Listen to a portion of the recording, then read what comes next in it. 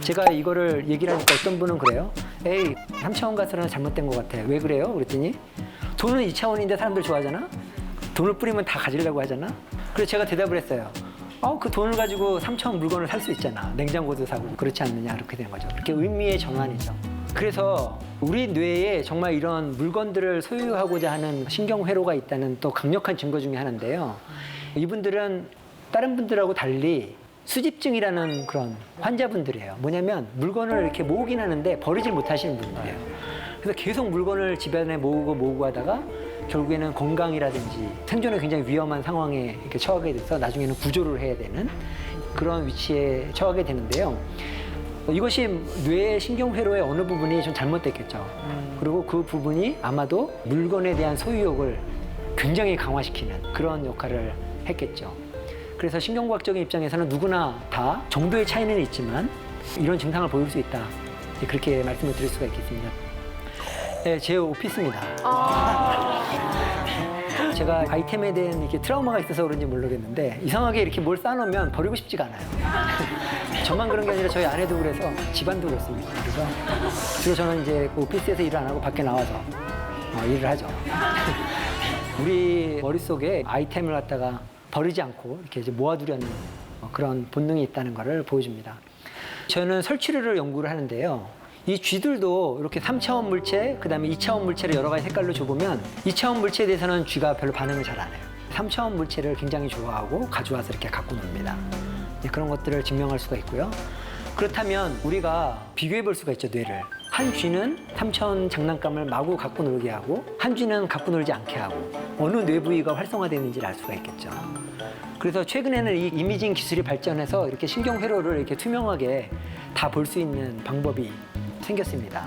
그래서 이 두 뇌를 잘 비교를 해보면 어느 부위가 차이가 나는구나 하는 걸 알 수가 있어요. 그리고 그 부위를 또 자극해서 우리가 소유욕을 또 조절할 수도 있겠죠.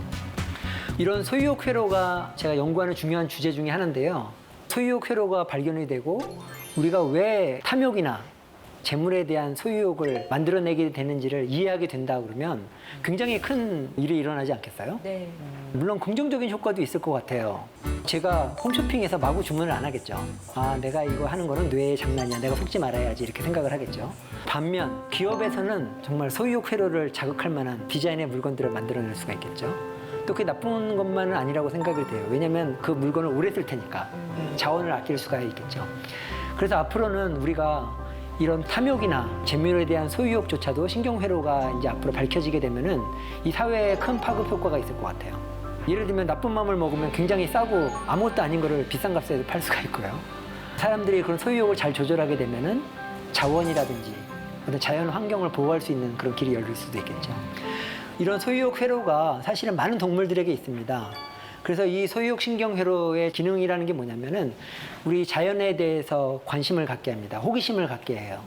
그래서 여러분들 어린이들 끌고 마트에 가면은 계산도 안 했는데 이미 손에 들고 있잖아요. 그죠? 네. 예, 그거 다시 갖다 놓고. 예, 그게 이제 그런 회로가 있어서 그렇죠. 근데 이제 엄마한테 계속 야단 맞고 하다 보면 이제 그런 소유욕 회로가 억제되고 그리고 호기심도 좀 줄어들고 이제 공부만 열심히 하겠네요. 저희가 됩니다. 그 다음에 또 엄마하고 중학생 자녀, 특히 중고등학교 자녀들하고 맨날 싸우는 이유 중에 하나가 게임 중독이잖아요. 게임 중독이 되는 굉장히 중요한 이유 중에 하나는 아이템이에요. 아이템을 습득해서 자기의 캐릭터가 발전을 하게 되면은 더 많은 성취감을 얻게 되기 때문에 그런 거죠. 그래서 여러분들 자녀들에게 현찰을 주게 되면 현찰을 뭘로 바꾸나요? 문화상품권으로 바꾸게 되고 문화상품권에 있는 거를 게임 아이템으로 바꾸죠. 그래서 그걸 수집을 하게 되고 최근 기사에 보면 포켓몬고 아이템을 모으신 분이 그 계정을 갖다가 몇 천만 원에 팔았다는 그런 얘기도 있게 되죠. 그래서 게임 중독을 만들게 되고 앞서 말했다시피 쇼핑 중독 이런 거에도 빠질 수가 있겠죠. 그래서 우리가 소유욕 신경회로를 잘 파악하고 탐욕이나 이런 것들을 조절할 수 있다면 이런 많은 문제들을 또한 해결할 수도 있게 되겠죠. 그러면 우리가 어떻게 탐욕을 조절할 것이냐 참 어렵잖아요. 성욕이라든지 탐욕이라든지 뇌의 본능에 대해서 얘기를 하게 되면 제가 원하지 않는 그런 방향으로 청중이나 학생들이 결론을 내리게 되는 경우가 많아요. 이거는 사실은 기나긴 역사를 통해서 우리가 종족을 보존하기 위한 회로인 것이지 우리가 그런 뇌의 기능을 반드시 우리 인생에서 목표로 삼고 따라야 될 필요는 없는 거죠. 그래서 지금은 절판됐다고 하네요. 어렵게 구한 책인데요.